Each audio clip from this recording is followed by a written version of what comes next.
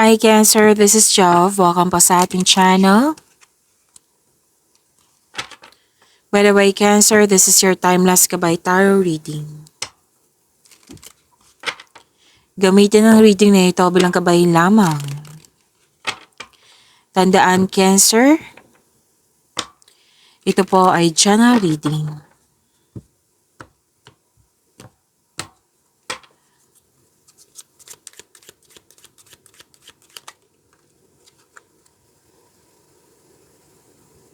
Pwede may bago kang kasamahan or bagong kaibigan na magaan ang loob mo sa kanya. Pwede din nagkaroon ka ng time para sa iyong kaibigan, sa iyong mga kaibigan. At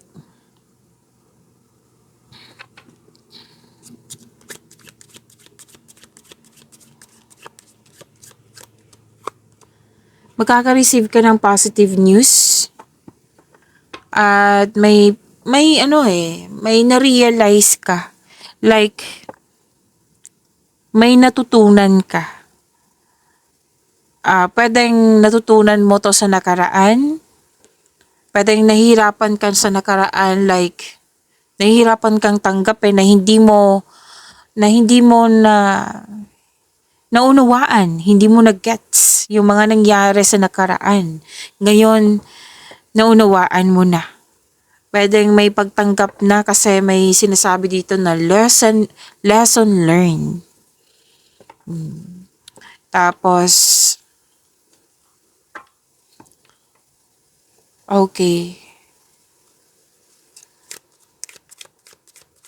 Pwedeng may wedding, pwedeng may nag-uusap tungkol sa marriage, pwedeng bagong pasok sa relasyon, pwedeng may commitment, promises, agreement. Yes, may bonding. Yes, may bonding, may nagkasundo. Nagkasundo po.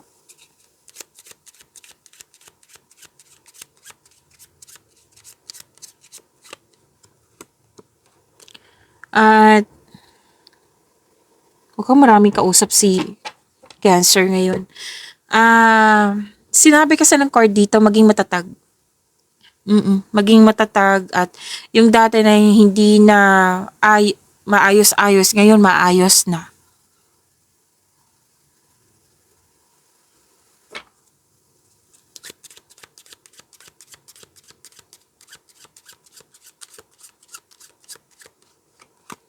So, marami kang kausap ngayon.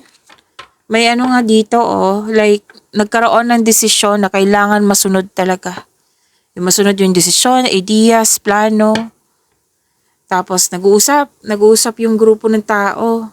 Like, weighing the pros and cons sa isang sitwasyon. Pwede din, being put through a test. May sinusubukan ka dyan. Kung mag-work ba, kung effective ba.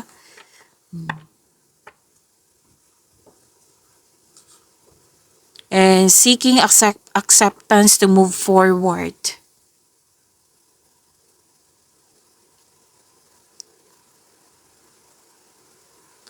At sabi din dito na happiness, may ligawan, love is blooming, full of positivity, positive to.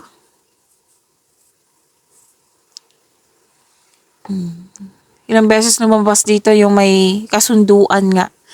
Pwedeng yung sinabi ko kanina pala na bagong pasok sa relasyon. Tapos may nakikita ko rin dito na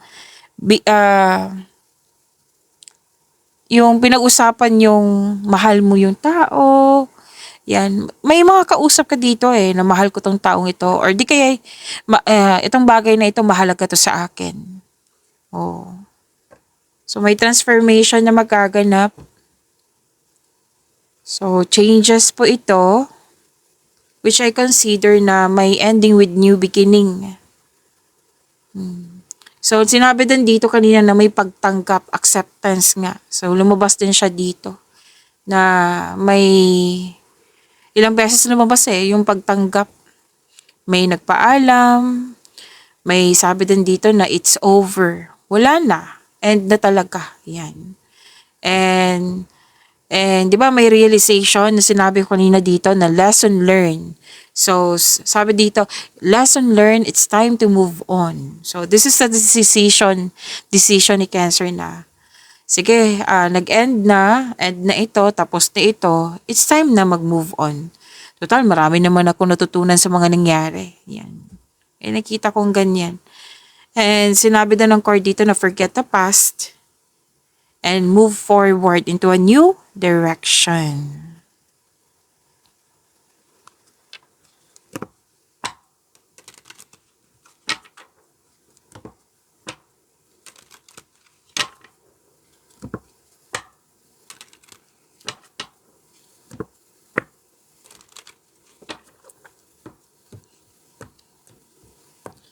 Maraming salamat po, Cancer, sa mga hindi nag-skip ng ads.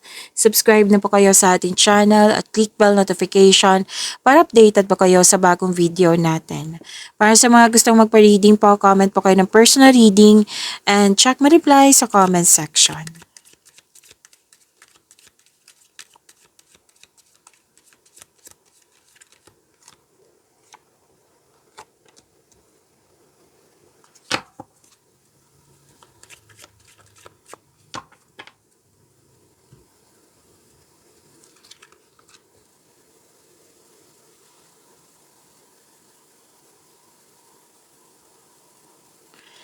Cancer, energy niyo po.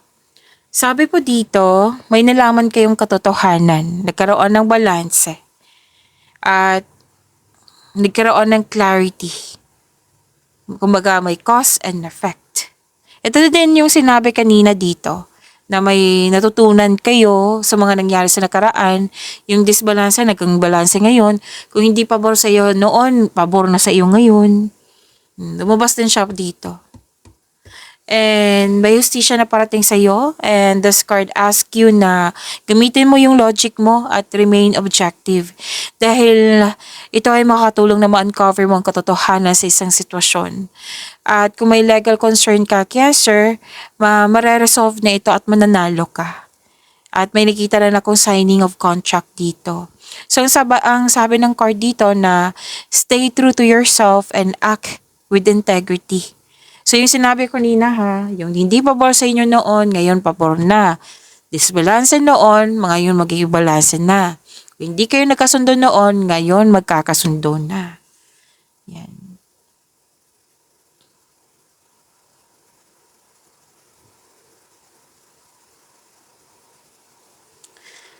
So nasabi ko na 'di ba na may signing of contract at okay. Sabi kasi ng card dito na mukhang some of you nag-overspend sa trabaho or overspending sa travel. So sinabi ng card na kailangan balansehin yung oras. Kumbaga, overspending, pag over, sobra na, alam niyo naman hindi yan nakakabuti sa iyo. So gawin mo tong kailangan mo maging balanse. Okay? Magkaroon ng sapat na time for yourself, to your partner, to your family, sa trabaho. Yan. Para sa mga relasyon, nakikita ko dito na, nasabi ko kanina, yung hindi nagkaroon ng pagkakaunawaan, magkakaroon ng pagkakaunawaan. Basta po, kung sino man tong connection mo na hindi kayo nagkaroon kayo ng misunderstanding or conflict, mag-usap kayo ng mahinahon. Basta panatilihin nyo maging totoo sa isa't isa na, kung pwede hindi na kayo kumbaga, i-release mo na lahat. Kung ano talaga yung mga lahat yung concern mo, then i-refer mo na sa kanya. Para after nyan, mag-usap kayo, magawa kayo ng adjustment para magkasundo kayo.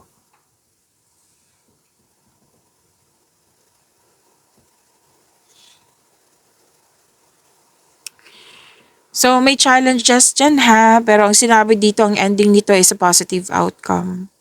Tapos may nakita ko ditong negotiation, successful negotiation to. Kahit job interview, meron dito magkakaroon ng success po. Kung ang tanong nyo, sa kaperahan, nakikita ko naman dito na mababalansin nyo at mas mai-improve pa ito. Yung hindi nagkaayos, yung nagkaroon ng tampuhan or nagkaroon ng away, magkakaayos po kayo.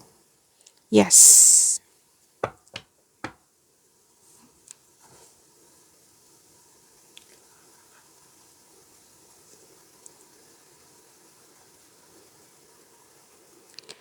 Okay, ang ganda nito, growth and expansion.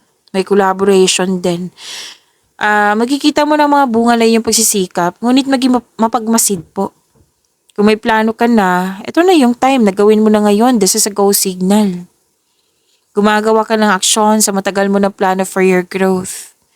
May posibilidad po kayo na maglakbay sa malayong lugar.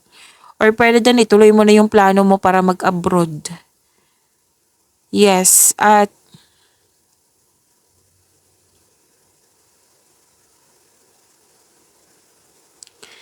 sabi din dito na may travel dito eh. Pwedeng kailangan mong mag-travel para ma-meet mo yung tao. Yan. So may nakita nga ako dito nag-vacation leave para ma-meet mo lang yung taong yun. Okay? At mukhang magpa-participate kayo sa group activity. Sa collaboration, nasabi ko na. And pwedeng kayo ay na-hired sa trabaho. Or di kaya kayo ay, kung may-ari kayo ng negosyo or kumpanya, kayo ang mag-hire ng karagdagang empleyado. Basta may na-hired po dito ha. Pwede din business travel tong nakikita ko dito na travel. Pwede din bakasyon po, yung sinabi ko kanina.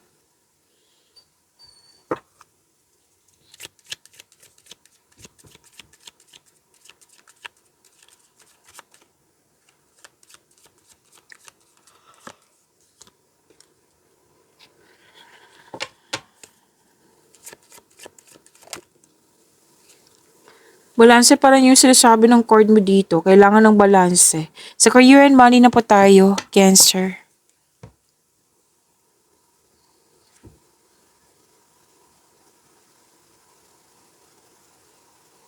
Malalim yung iniisip mo dito, Cancer eh. Parang pumipili ka dito na kasi maraming opportunities. Pumipili ka kung ano yung the best, kung ano talaga yung mas marami kang makukuhang benepisyo, advantage. Yan, malalim ang iniisip ni Cancer.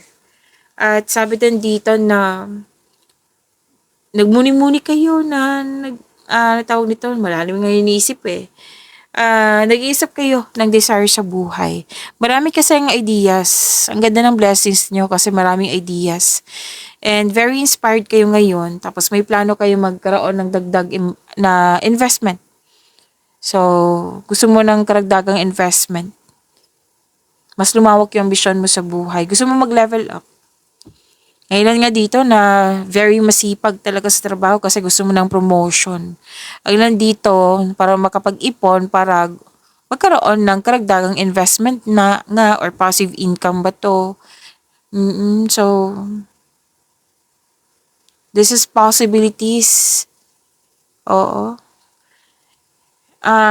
Okay.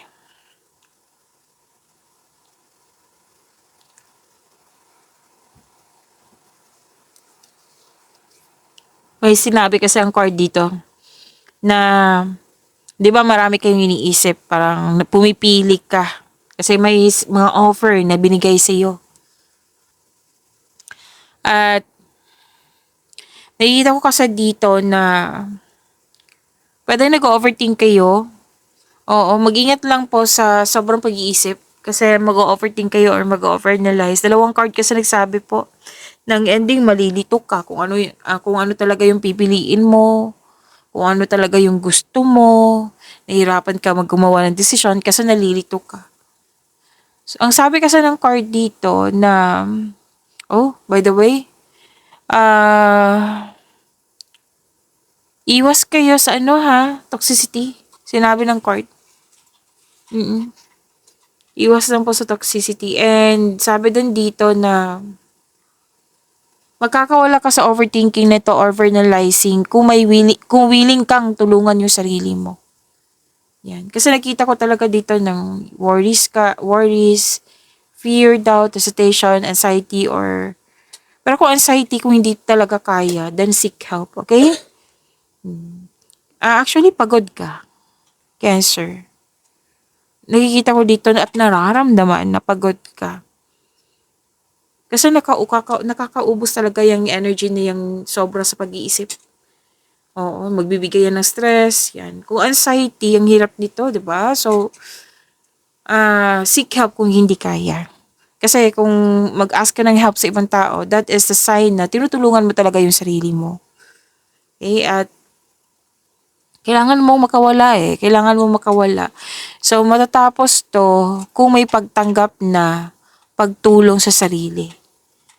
Pwede din gusto mong, kung gusto mong may kausap, then go ahead. Mas makakabuti. Kung saan ka hiyang. Cancer, kung kausap ba or mag-journal na lang kasi may trust issue ka sa mga tao. Yan. May change. Kasi kung hindi ka gagawa ng changes, mas mabibigatan ka niyan. So, tulungan mo yung sarili mo. Cancer.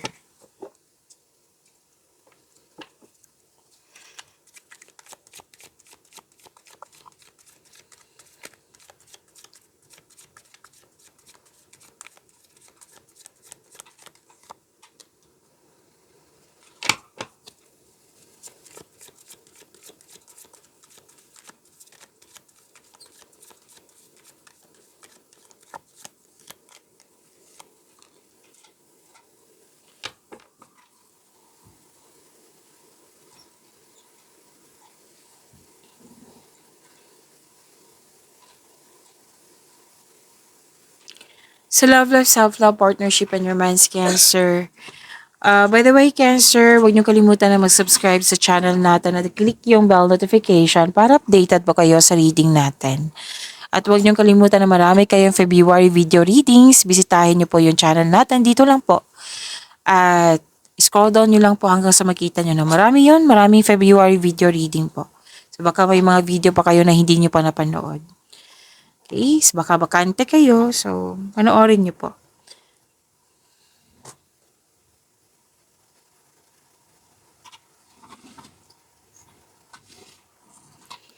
Okay, happiness.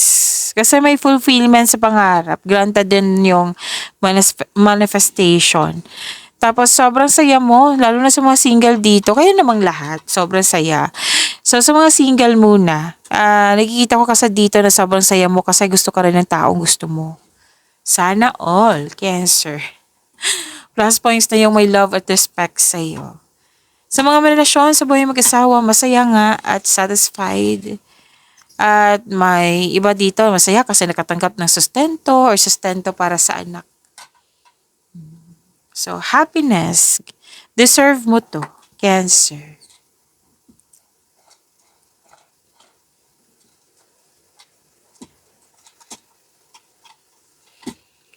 Okay. Hmm? May alinlangan dito. Kahit may ligawan na, may alinlangan kang pumasok. Okay. Sa past mo to eh. Kailangan mo tong let go na tong nakaraan. Forgive yourself, forgive this person, forgive the situation. And kung na-release mo na to, na-let go mo na, then that's the time na pumasok ka sa buhay ng pag-ibig sa mga single dyan. Kasi kailangan para fair din sa kanya, fair din sa iyo, 'di ba? Para mas maging magaan yung bagong relasyon.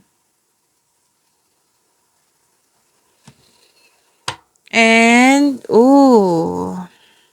may loss of connection, loss of things, or loss of opportunity, pero most likely loss of connection to.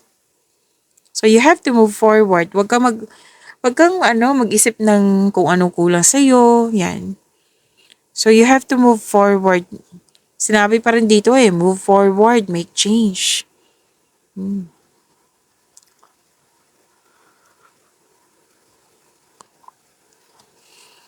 Ilang beses lumabas dito yung granted yung manifestation mo, ha? Sa mga relasyon, love is blooming, na may potential na magkakaroon ng stability. Oo. Sa mga single, okay, day to marry si single. Ayaw mo mag-waste ng time. Gusto mo sigurado na, naging practical ka na sa buhay romansa. Interesado ka lang kung stable na, trustworthy ba. Yan, ayaw mo ng sa mga laro-laro. Gusto mo yung totoo na talaga na matured yung tao. Yan. Pagyamanin niyo po yung blessings na binigay sa inyo, Cancer. See you tomorrow. Maraming salamat po.